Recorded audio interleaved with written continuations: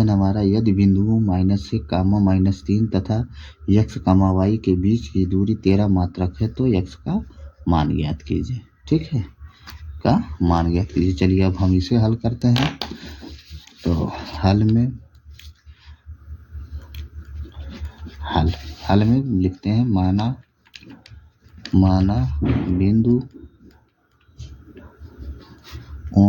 बिंदुओं a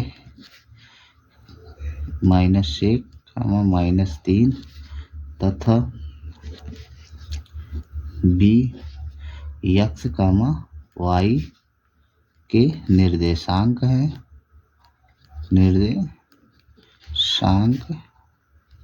हैं। ठीक है, तथा AB के बीच की दूरी 13 मात्रक है। ठीक है, तो अब हम दूरी सूत्र से इसे हल करेंगे। तो लिखेंगे दूरी सूत्र से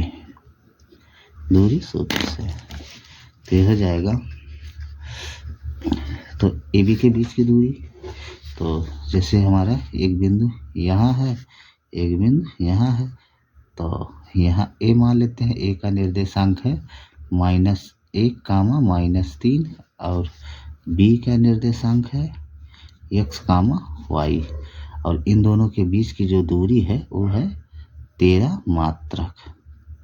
ठीक है, 13 मात्रक, यहाँ से यहाँ तक की जो दूरी है 13 मात्रक है।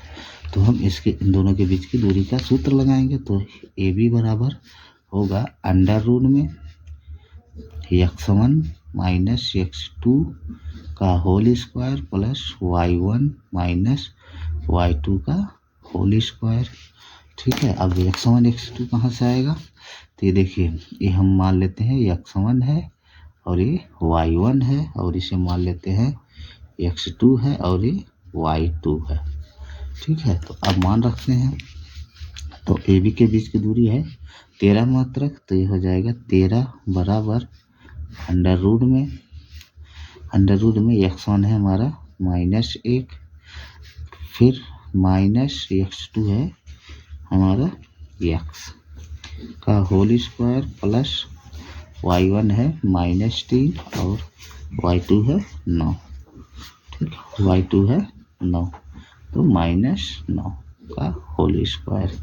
अब हम इसे हल करते हैं। तो 13 बराबर √ में, देखिए ये हो जाएगा -1 - x का होल स्क्वायर प्लस 9 3 12 -12 का होल स्क्वायर।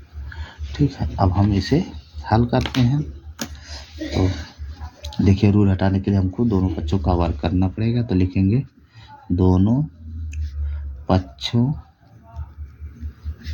का वर्ग करने पर, तो दोनों पक्षों का वर्ग करते हैं, 13 का वर्ग बराबर, जब इसका वर्ग करेंगे तो रूट हट जाएगा, तो आएगा -1 - x का होल स्क्वायर प्लस -12 का होल स्क्वायर। अब हम इसे खोल लेते हैं। तो 13 13 में 169 बराबर, यहाँ देखिए a - b का सूत्र लगेगा। तो ये हो जाएगा -1 का वर्ग प्लस x का वर्ग -2 गुणे x गुणे -1 का, और ये माइनस प्लस और 12 12 में 144।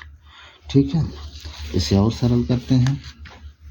तो और 144 को इधर लाते हैं, तो ये हो जाएगा 169, 144 इधर प्लस में, बराबर किधर आएगा माइनस में, 144 बराबर -1 का वर्ग माइनस प्लस 1 का वर्ग 1 प्लस x का वर्ग करेंगे तो ये हो जाएगा x स्क्वायर माइनस प्लस 2 1 का 2, x का गुणा 2 में करेंगे तो ये x आएगा। ठीक, अब देखिए, अब यहाँ से हम इसे घटाते हैं। तो ये घटाएंगे तो ये हो जाएगा हमारा घटेगा 169 में से 44 घटाएंगे तो आएगा 25 बराबर 1 plus x square plus 2x। ठीक, एक्स स्क्वायर प्लस 2x। अब देखिए हम एक को इधर लाते हैं, तो जब हम एक को इधर लाएंगे तो ये हो जाएगा